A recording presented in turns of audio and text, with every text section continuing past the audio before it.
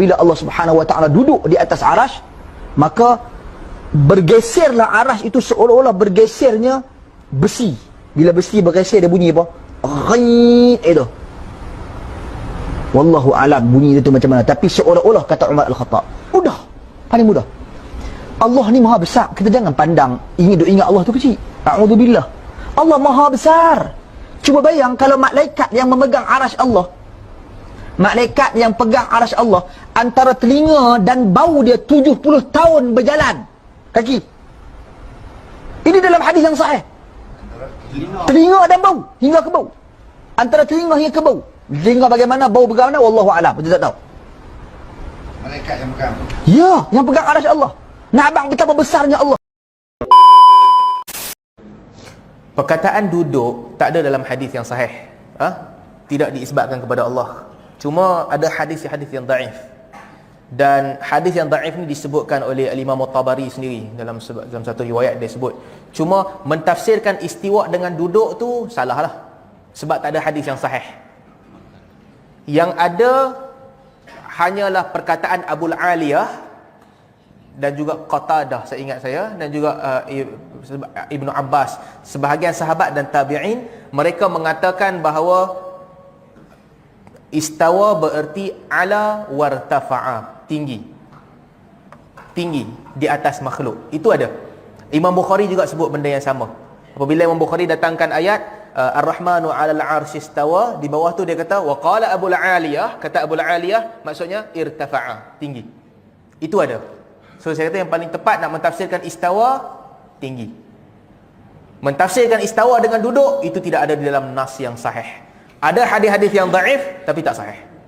Wallahu a'lam. Menurut Ahlus Sunnah wal Jamaah, ini pertanyaannya menanggapi Wahabi yang mengatakan Allah bertempat. Menurut Ahlus Sunnah wal Jamaah, mayoritas ulama, mayoritas umat Islam, Allah itu maha suci dari tempat. Makanya kita ini habis sholat baca subhanallah 33. Subhanallah itu artinya apa? Allah maha suci. Maksudnya maha suci, Allah itu suci dari apa? Allah itu suci dari segala kekurangan. Yang kedua, setelah menyucikan Allah dari kekurangan, lalu baca alhamdulillah. Alhamdulillah itu artinya apa? Segala puji bagi Allah. Mengapa Allah dipuji? Allah itu dipuji karena Allah itu maha sempurna secara mutlak. Setelah menyucikan Allah dari kekurangan, lalu kita menyematkan kesempurnaan kepada Allah secara mutlak. Setelah kita ini menyempurnakan Allah secara mutlak, lalu membaca Allahu Akbar. Allah maha besar. Apa maksudnya Allah maha besar? Allah itu lebih agung, lebih besar daripada yang kita sucikan dan kita sematkan kesempurnaan pada zatnya. Ini maksudnya bacaan zikir sehabis sholat. Termasuk Allah itu maha suci, Allah itu maha suci dari tempat. Allah tidak butuh tempat, Allah maha suci dari tempat. Lalu bagaimana dengan ayat Ar-Rahmanu 'alal 'arsy istawa?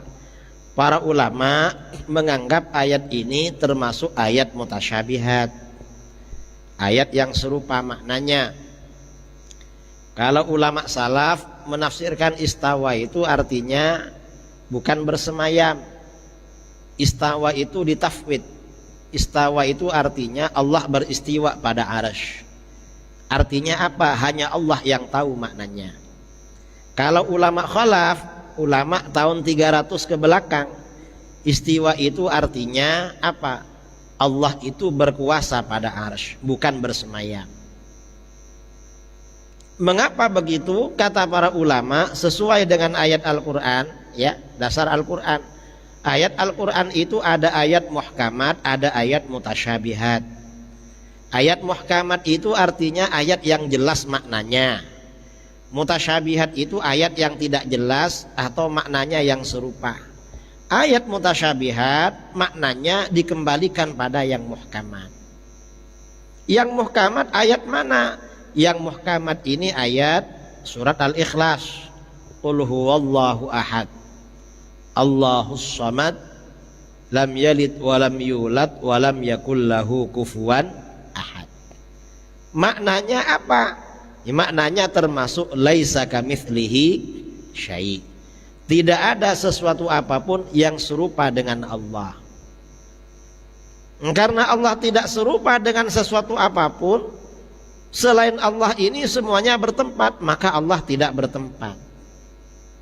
Mengapa Allah tidak bertempat? Allah itu bukan benda. Yang butuh tempat itu biasanya benda atau sifat benda. Allah bukan benda, Allah bukan sifat benda. Kalau ditanya Allah itu apa? Kalau secara akidah jawabannya mukhalafatu lil hawadits. Ya Allah itu tak serupa dengan perkara baru. Yang kita gambarkan dalam pikiran ini kan perkara baru semua. Allah tak serupa. Kalau perkara baru butuh tempat. Perkara baru ini ada kalanya benda, ya. Yang namanya benda butuh ruangan kosong.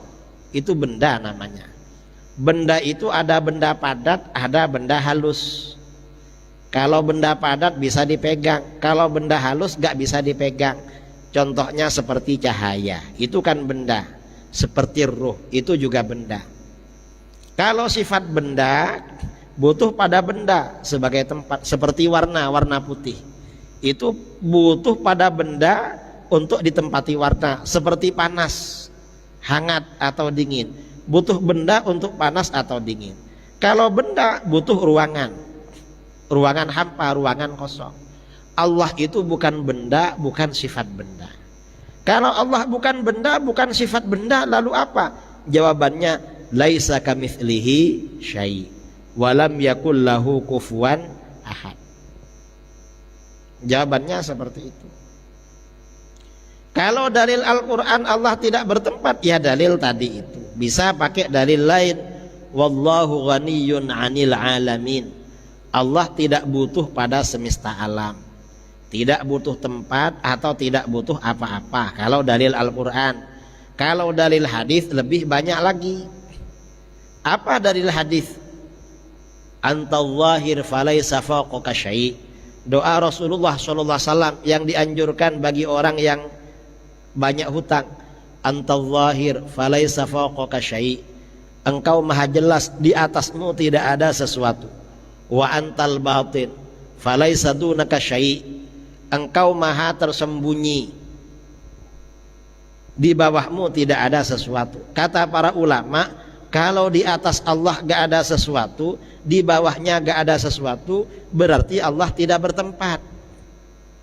Karena kalau bertempat, di bawahnya ada sesuatu, mungkin di atasnya ada sesuatu.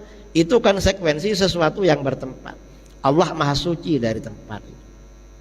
Nah, kita di dalam masalah ini kembali kepada sifat 20. Itu adalah akidah Ahlus Sunnah wal Jamaah.